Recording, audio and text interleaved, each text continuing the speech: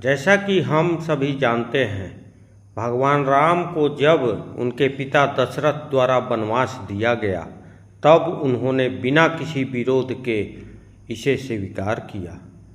इस कठिन समय में उनके छोटे भाई लक्ष्मण ने भी उनका साथ देने का निर्णय लिया। वही माता सीता ने भी पत्नी धर्म निभाते हुए भगवान राम के साथ बन जाने का निश्चय किया।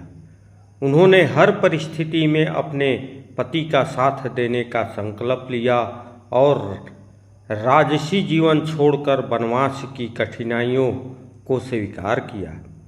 इस दौरान अगर छोटी छोटी बातों को सोचा जाए तो कुछ बातें बहुत ही अद्भुत लगेगी।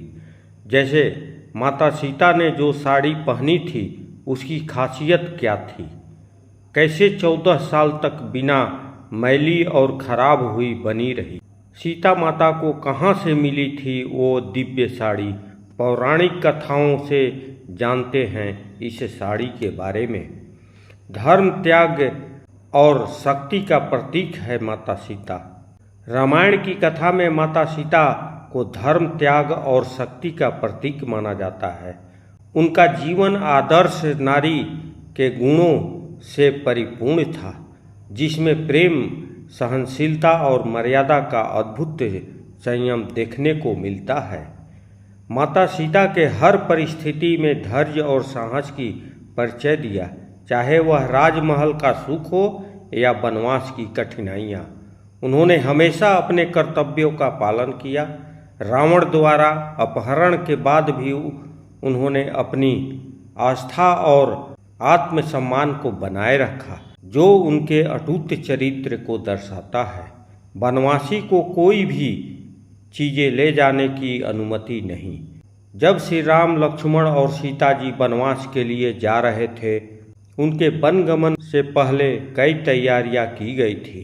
पौराणिक कहानियों के अनुसार वनगमन के पहले एक हवन किया गया था, जिसमें उन्हें राजकाज जिम्मेदारियों से मुक्त रखते हुए एक साधारण वनवासी के जीवन को जीने के लिए प्रण दिलाया गया था।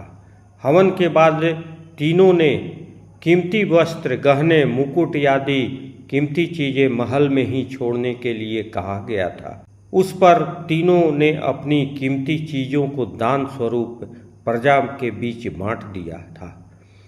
उसके बाद उन्हें अपने हिस्से का अन्न भी गरीबों में बांट दिया था, क्योंकि एक साधारण वनवासी की तरह तीनों को महल से कुछ भी ले जाने की अनुमति नहीं थी। सीता माता की दिव्य साड़ी का रहस्य। माता सीता की दिव्य साड़ी के रहस्य को लेकर कई मान्यताएं प्रचलित है। पौराणिक कथाओं के अनुसार जब माता सीता भगवान राम के साथ वनवास पर जा रही थी, तब उन्हें एक ऐसी साड़ी प्राप्त हुई थी जो साधारण नहीं बल्कि दिव्य गुणों से युक्त थी। कहा जाता है कि यह साड़ी न कभी मैली होती थी और न ही समय के साथ फटती या पुरानी पड़ती थी। माता सीता की दिव्य साड़ी किसने दी? वनवास शुरू होने से पहले श्री राम, लक्ष्मण जी और सीता माता श्री अत्रि के आश्रम पर गए थे। अत्रि मुनि की पत्नी माता अनसुईया ने तीनों का खूब आदर सत्कार किया था। जब ऋषि अत्रि और माता अनसुईया को पता चला कि श्री राम, लक्ष्मण और देवी सीता 14 बरस के वनवास के लिए जाने वाले हैं, तो माता अनसुईया ने सीता माता को एक दिव्य साड़ी दी थी। उस साड़ी का रंग पीला था। उस साड़ी की खास बात यह थी कि वह दिव्य, कभी मैली नहीं होती थी और न ही फटती थी। यह साड़ी हमेशा चमकदार बनी रहती थी। यही कारण था कि माता सीता ने वनवास के दौरान 14 वर्षों तक यही साड़ी पहनी थी।